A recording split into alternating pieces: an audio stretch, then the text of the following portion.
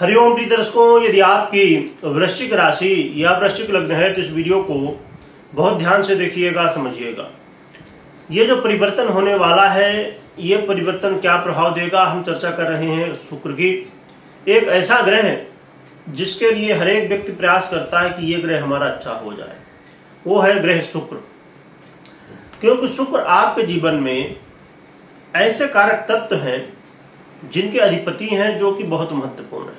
जैसे कि देवगुरु बृहस्पति के पास बहुत सारे कारक तत्व हैं जो कि बड़े महत्वपूर्ण हैं। इसी तरह शुक्र के पास भी, जो कि हर एक ग्रह के पास जो भी कारक तत्व हैं वो महत्वपूर्ण ही हैं, परंतु कुछ ऐसे ग्रह हैं जिनके पास ऐसे कारक तत्व हैं जो कि सबसे ज्यादा आपके जीवन में प्रभाव डालते हैं। शुक्र का यह परिवर्तन जो होने वाला है 6 नवंबर को रात्रि में 3:31 में होगा, यानी 7 नवंबर लग चुका होगा। शुक्र का यह परिवर्तन देवगुरु बृहस्पति की मूल त्रिकोण राशि में होने जा रहा है, धनु राशि में। अभी तक ये मंगल की राशि वृश्चिक में गोचर कर रहे थे, अब देवगुरु बृहस्पति की राशि में गोचर करेंगे। परंतु यहां पर कुछ स्थितियां हैं, उन्हें भी समझ लीजिए। देवगुरु बृहस्पति खुद शुक्र की राशि वृषभ पर गोचर कर रहे हैं, तो कहीं ना कहीं ये दोनों एक दूसरे के राशि में गोचर कर रहे हैं, जिसकी वजह से परिवर्तन योग का निर्माण हो जाएगा। अब देखा जाए तो वृश्चिक वालों के लिए इसमें शनिदेव भी प्रभावित ही है, भैया का प्रभाव है, और शुक्र जो कि आपके व्यय से हैं और साथ में आपके द्वितीय सप्तमेश भी हैं और आपके द्वितीय भाव में गोचर कर रहे हैं। तो ये जो कुछ स्थितियां बन रही हैं, यानी कि आपके केंद्र का भाव, जो कि केंद्र बहुत महत्वपूर्ण होता है, वहां पर देवगुरु बृहस्पति विराजमान होके आपके सीधे लग्न से संबंध बना रहे हैं। जो कि आप जानते ही होंगे कि देवगुरु बृहस्पति एक ऐसे ग्रह हैं जो कि सबसे शुभ ग्रह माने जाते हैं और इनकी दृष्टि अमृतमयी मानी जाती है।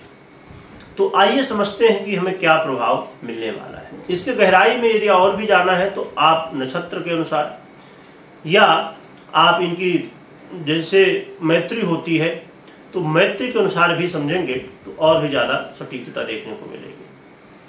प्रिय दर्शकों, ये शुक्र का परिवर्तन कहीं ना कहीं आपके जीवन में अस्थायी धन में वृद्धि करने वाले हैं, बैंक बैलेंस में वृद्धि कराने वाले होंगे, परंतु यहां पर एक और भी स्थिति है कि व्यय भी होगा।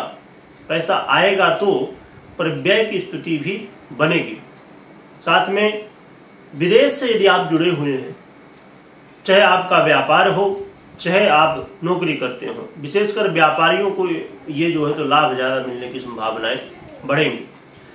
तो विदेश से जुड़ने में यदि चाहे आपका समझिए कि कुछ लोग परमानेंट ही रहते हैं, कुछ लोग ये होता है कि कुछ समय के लिए जॉब कर रहे हैं, जो भी जैसा भी माध्यम आपका हो, या कोई विदेश की कंपनी है उसमें आप जुड़े हुए हैं, तो उसमें आपको बेनिफिट मिलने की समय संभावनाएं बढ़ जाएंगी। व्यापारियों के लिए समय कहीं ना कहीं आपको लाभ देने वाला होगा, परंतु थोड़ा सा दाम्पत्य जीवन, मैरिज लाइफ में आपको कलह का माहौल देखने को मिलने वाला है। तो दाम्पत्य जीवन में थोड़ी सी सावधानी रखनी होगी। और आप यदि व्यापार पार्टनरशिप में कर रहे हैं, यानी कि 2 लोग या 2 से अधिक लोग कर रहे हैं, तो ये थोड़ा सा इसमें नजर रखने की बात होगी, जो कि हर एक पार्टनर को एक दूसरे के ऊपर विश्वास ही करना होता है और करना भी चाहिए, तभी व्यापार आपका चल पाएगा। परंतु कई बार ऐसी परिस्थितियां बनती हैं कि व्यक्ति समझ नहीं पाता और लोभ के चक्कर में एक दूसरे का नुकसान भी कर देते हैं।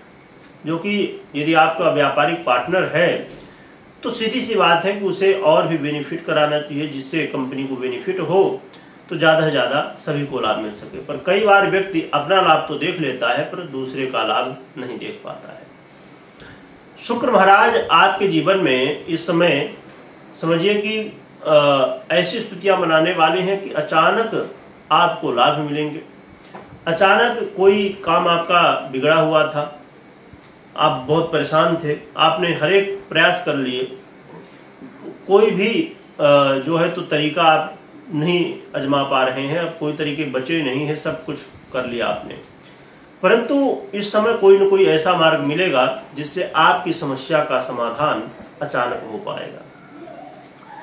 इस समय आपको संभव है कि विदेश में अस्थायी निवास भी मिलने में सहयोग मिले, क्योंकि कई बार ऐसी स्थितियां बनती हैं कि लोग, अब समझिए कि जिसने अपने जीवन में बहुत धन संपत्ति, बहुत सुख ऐश्वर्य नहीं देखा है, तो उसके लिए तो चलो ठीक है, जो व्यवस्था है जैसी है वैसी स्थिति ठीक है, चलती रहती है। पर जिसने अपने जीवन में सुखों का उपभोग कर लिया है एक बार और फिर उसको वो न मिले तो वो बड़ा परेशान हो जाता है। इसी तरह यदि विदेश में आप एक बार चले गए हैं और वहाँ की लाइफ स्टाइल, वहाँ की सुविधाएं, वहाँ का जो माहौल है आपने एक बार देखा है, तो आपको लगता है कि नहीं अब विदेश में ही रहना है।